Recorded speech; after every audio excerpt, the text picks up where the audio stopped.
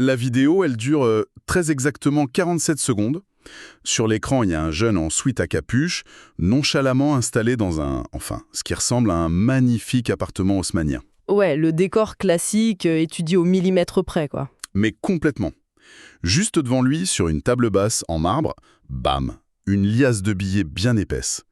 Et derrière, par la baie vitrée, le truc ultime, la Lamborghini dans le garage privé. C'est vraiment le stéréotype absolu de l'argent facile. Mais c'est redoutable. Et le gars regarde l'objectif, l'air presque ennuyé, et il lâche genre « Ça fait 2 ans que je fais du copy trading.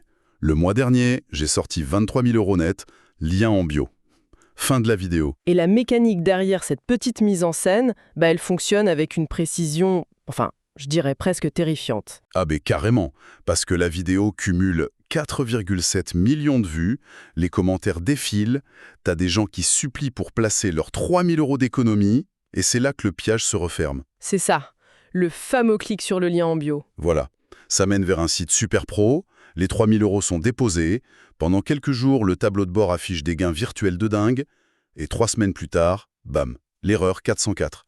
Le vide absolu. Les fonds se sont volatilisés, ouais. Et le gars en sweat à capuche, son compte a sauté la veille pour mieux réapparaître sous un autre nom le lendemain.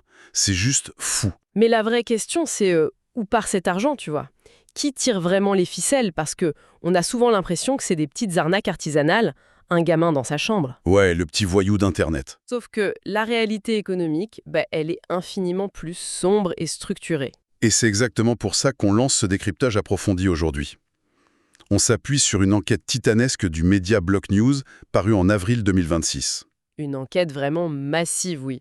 Et pour bien comprendre l'ampleur du truc, on a croisé ça avec les données de l'AMF, donc l'autorité des marchés financiers, et surtout celle de la JUNELCO, la juridiction anticriminalité organisée. C'est indispensable pour avoir une vision globale, en fait. Notre mission pour cette session, c'est de démonter pièce par pièce cette industrie. Une industrie qui se vend comme une grande communauté d'entraide, mais qui a coûté, selon les chiffres, 1 milliard d'euros aux Français sur ces 2 dernières années. Faut vraiment poser le cadre d'emblée. 1 milliard d'euros, c'est pas 3 combines sur TikTok. C'est de la criminalité en col blanc totalement industrialisée. C'est des chiffres qui donnent le vertige. Tiens, un ordre de grandeur de l'enquête, fin octobre 2025, la justice a démantelé un seul réseau qui avait réussi à blanchir 700 millions de $. 700 millions? Juste un seul réseau.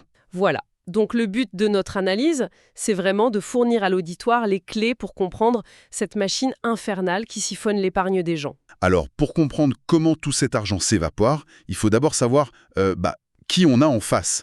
Faisons un petit safari numérique. Les sources identifient une vraie taxonomie du prédateur. Il y a plusieurs espèces, en gros. Ouais, le terme safari est hyper bien choisi. La première espèce, c'est l'incompétent de bonne foi.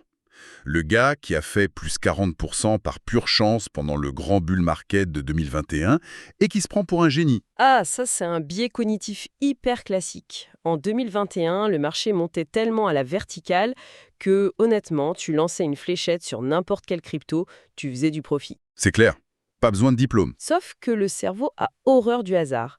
Du coup, ce gars confond un coup de bol gigantesque avec un prétendu talent financier.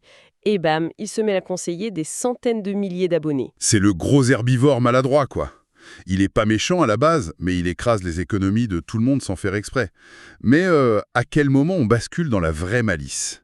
Très vite, via les partenariats non déclarés. Et là, on parle pas que des petits créateurs, hein. On parle de stars mondiales. Ah oui, la Firkin Kardashian. Exactement. Le cas d'école. Elle a balancé une promo pour l'Ethereum Max à ses centaines de millions d'abonnés sur Instagram. Sans dire qu'elle était payée, évidemment. Non, elle a touché 250 000 $ juste pour un post. La SEC, le gendarme boursier américain, a fini par lui coller une amende de 1,26 million de dollars. C'est le tarif de l'opacité. Voilà. Tu utilises l'aura de confiance d'une célébrité pour refourguer un actif hyper spéculatif sans dévoyer que t'es payé pour le faire. Mais là, on est encore dans du marketing gris, on va dire. Le rapport Block News parle de trucs bien plus sombres, genre la manipulation de marché pur, le fameux pump and dump, l'arnaque à la bouilloire. Ça marche comment, ce truc-là? Alors techniquement, c'est basé sur les réserves de liquidité. Imagine une piscine avec très peu d'eau dedans. Ok, je visualise la piscine. Les escrocs créent un jeton numérique, qui vaut que dalle, et le balancent dans l'eau. Ensuite, ils utilisent leurs réseaux sociaux pour créer un faux engouement. Ils crient au génie, disent que c'est le nouveau Bitcoin. Et les abonnés foncent. C'est ça, tous les abonnés se mettent à acheter, ce qui fait mécaniquement exploser le prix du jeton. Ça, c'est la phase de pump, le gonflage. Ouais. Et pile au moment où le prix est au max, les escrocs, qui ont la majorité des jetons depuis le début, revendent tout d'un coup. Le dump, Ils vident l'eau de la piscine, le prix s'effondre à zéro, les créateurs partent avec des millions et l'audience se retrouve avec du vent. l'horreur. Et c'est mathématique, implacable. Mais il y a un truc encore plus vicieux dans le rapport, c'est l'entonnoir Telegram. Ça, je trouve ça brillant de machiavélisme. L'entonnoir Telegram, c'est terrifiant parce que ça se passe en 2 temps. Ouais, sur YouTube, tout est propre. Le gars donne des conseils budget, c'est gratuit. Et puis d'un coup, rejoins mon canal privé pour les vrais signaux de trading. Et c'est là que la bascule psychologique opère. On quitte la place publique, où il y a la modération de YouTube ou TikTok, pour entrer dans une zone cryptée et privée. Et là, l'influenceur n'est plus qu'une marionnette, non? C'est exactement ça. En fait, la plupart du temps, derrière la boucle Telegram, c'est des réseaux criminels organisés qui gèrent. Ils poussent les membres vers des fausses plateformes. L'influenceur sympa, c'était juste l'appât. Dingue. Et enfin, le sommet de la chaîne alimentaire, l'espèce numéro 5. L'influx voleur, comme dit Booba, genre Swagman. L'influx voleur, c'est la version brutale. Pas de blockchain, pas de plateforme compliquée. Juste, donne-moi ton argent, je l'investis, et bisous. Plus rien. Voilà, il utilise juste sa notoriété pour extorquer des fonds en direct. Mais du coup, j'ai une question. Entre le petit herbivore incompétent et le réseau mafieux, il y a un monde. Pourquoi les gens normaux voient pas la différence sur leur téléphone? Parce que la frontière est volontairement brouillée depuis l'extérieur. C'est les mêmes codes visuels, les mêmes mots compliqués, genre staking, yield, tout ça. Tout se ressemble. Ouais. Et surtout, il y a une vraie porosité. L'herbivore qui a 100 000 abonnés, on vient lui proposer 20 000 balles pour mettre un lien Telegram. Par appât du gain, il accepte et devient rabatteur pour le crime organisé. Le brouillard est total. Bon, on connaît les acteurs. Mais comment ils font pour anesthésier le cerveau des gens rationnels? Le rapport parle d'une ingénierie de l'illusion en 5 étapes. C'est un vrai piratage de cerveau. Étape 1, la preuve sociale. Les montres, les jets, les villas. Comme Swagman dès 2009. Exactement. Le but, c'est d'installer un faux syllogisme. Lui, il est riche, il me vend une méthode, donc c'est sa méthode qui l'a rendu riche. Alors que c'est l'argent volé qui le rend riche. C'est le serpent qui se mord la queue. Étape 2. Installer la confiance, la proximité. On appelle l'audience la famille, les frérots. Ça crée un lien parasocial qui fait baisser la garde. Ça marche super bien ça. Ensuite, l'étape 3, c'est la preuve sélective, non? Les fameux screenshots de gains de plus 300%. Ouais, et l'enquête technique montre que ces screenshots sont très souvent générés par des logiciels vendus quelques dizaines d'euros sur le dark web. C'est du fake absolu. On montre jamais les pertes. D'accord. Et là, on arrive à l'étape 4. Le coup de grâce, l'urgence, le FOMO. Plus que 20 places, ça explose demain. Ah, le FOMO, Fear of Missing Out. L'aspect neuroscientifique de cette étape, il est juste fascinant. Les chercheurs expliquent que ce stress artificiel déclenche la même cascade hormonale que face à un prédateur physique. Attends, t'es en train de me dire qu'un message Telegram en caps lock, ça fait le même effet au cerveau qu'un tigre à dents de sabre? Physiologiquement, ouais. Ton corps lâche du cortisol et c'est l'amygdale, le centre de la peur panique, qui prend les commandes. Mais c'est fou ça. Et le pire, c'est que ça inhibe complètement le cortex préfrontal. Tu sais, la zone du cerveau qui gère le doute, le raisonnement logique. Donc le cerveau rationnel est littéralement débranché. Exactement. C'est plus de la persuasion, c'est de l'anesthésie cognitive. Ce qui nous amène à l'étape 5, le piège se referme, l'argent est déposé, et quand la personne veut retirer, le support technique invente des frais de retrait imaginaires. C'est le dernier pressage du citron, quoi. On te demande 500 € pour débloquer tes 3000 €, et après, piout, disparition du site. Mais tu vois, cette histoire de cortex débranché, ça casse vraiment le mythe de la victime un peu bête. C'est un point hyper important des données de la justice. Complètement. C'est pas des gens stupides qui se font avoir. Les sources parlent de retraités, de chefs de PME. La perte moyenne, c'est genre 20 000 € en 2021. Il y a même ce couple qui a perdu 1,8 million avec Swagman. Incroyable. Et souvent, c'est des gens qui cherchent une alternative aux banques, qui ont été déçus depuis la crise de 2008. Et les escrocs utilisent à fond cette rhétorique anti-système.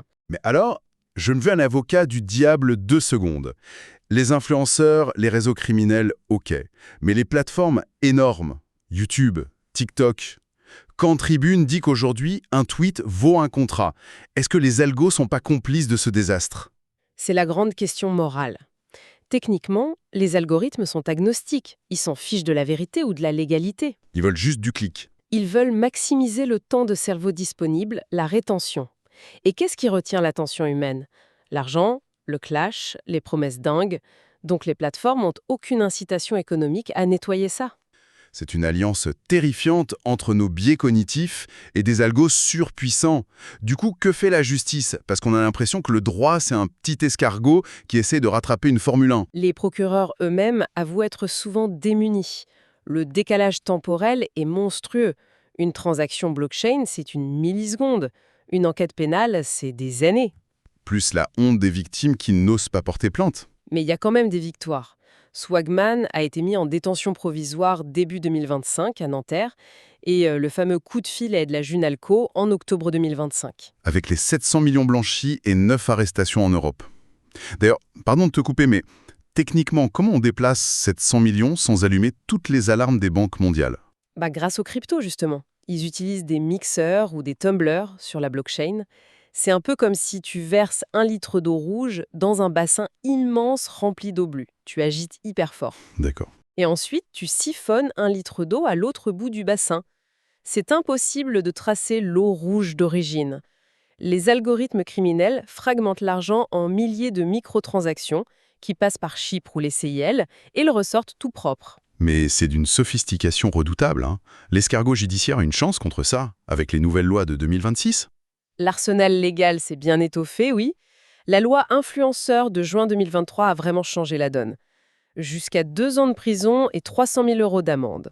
Et surtout, un influenceur ne peut plus dire « Oh, je savais pas ». L'ignorance n'est plus une défense. Enfin, Et au niveau européen, le règlement MiCA, qui s'applique à fond depuis juillet 2026. Ça oblige les acteurs crypto à avoir un vrai passeport européen pour communiquer. Ça filtre pas mal d'escrocs. Il y a aussi cet arrêt de la Cour de cassation de juillet 2025, non? Où les banques doivent parfois rembourser si elles n'ont pas été assez vigilantes sur les virements. oui, ça responsabilise les acteurs traditionnels. Mais bon, la justice arrive souvent après la bataille quand l'argent dort aux Bahamas. Donc le vrai bouclier, c'est la personne derrière son écran. Et le rapport propose un guide d'autodéfense financière. La règle 1, c'est la liste noire de l'AMF. C'est la base absolue. En 2024, l'AMF a ajouté 440 plateformes frauduleuses. Si le site n'y est pas régulé, c'est mort. On n'y va pas. Sauf que les escrocs sont malins. Ils retournent le truc. Ah oui, la fameuse parade anti-système. Quand quelqu'un dit « Eh, t'es sur la liste noire », l'influenceur répond « Mais bien sûr, l'AMF, c'est la matrice. L'État veut pas que tu deviennes riche. C'est la preuve qu'on a trouvé la faille. » C'est diabolique de transformer une alarme officielle en preuve de complot. D'où l'importance de la règle 2. Le détecteur de mensonges mathématiques. Ouais, l'éducation financière pure. Un pro de Wall Street, il vise quoi? 7 à 10% de rendement par an. C'est ça la vraie vie. Voilà, donc quand un gamin sur TikTok te promet 20% par mois sans risque, c'est pas une méthode secrète. Avec les intérêts composés, à ce rythme, le mec posséderait la planète entière en 10 ans. C'est mathématiquement une escroquerie. Et la troisième règle, évidente mais nécessaire, un influenceur, c'est pas un conseiller financier. C'est comme demander un diagnostic médical à un acteur de Grey's Anatomy. Le modèle éco est différent. C'est clair. Le conseiller, il engage sa responsabilité, il gagne sur la perf de ton portefeuille. L'influenceur, il gagne sur l'engagement. S'il n'y a pas de mention partenariat rémunéré, faut fuir. Direct. La vraie leçon, c'est plus rien ne rend riche facilement et vite. Jamais. Celui qui dit le contraire a des mauvaises intentions. En gros, quand on synthétise tout ça, on voit bien que c'est l'alignement parfait des planètes. La crise de 2008 a créé la méfiance envers les banques, les algos des réseaux sociaux ont fourni le mégaphone émotionnel, et la blockchain a apporté l'opacité parfaite. C'est le cocktail explosif.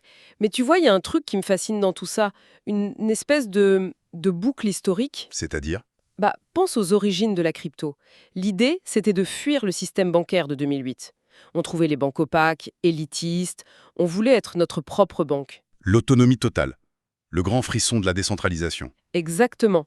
Sauf que 15 ans plus tard, face à cette jungle numérique remplie de prédateurs, que demandent les investisseurs et les créateurs de projets sérieux? Ils supplient l'État de faire des lois. Mais oui, ils réclament MiCA, des passeports administratifs, des garanties, des filets de sécurité, des contrôles d'identité.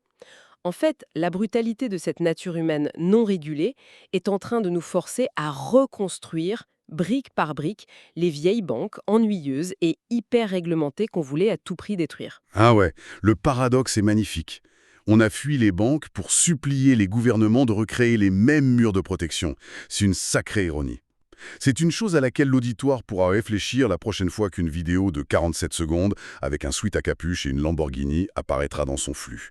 C'est ce qui conclut notre session d'aujourd'hui. Il faut vraiment que chacun prenne le temps de douter et protège son portefeuille.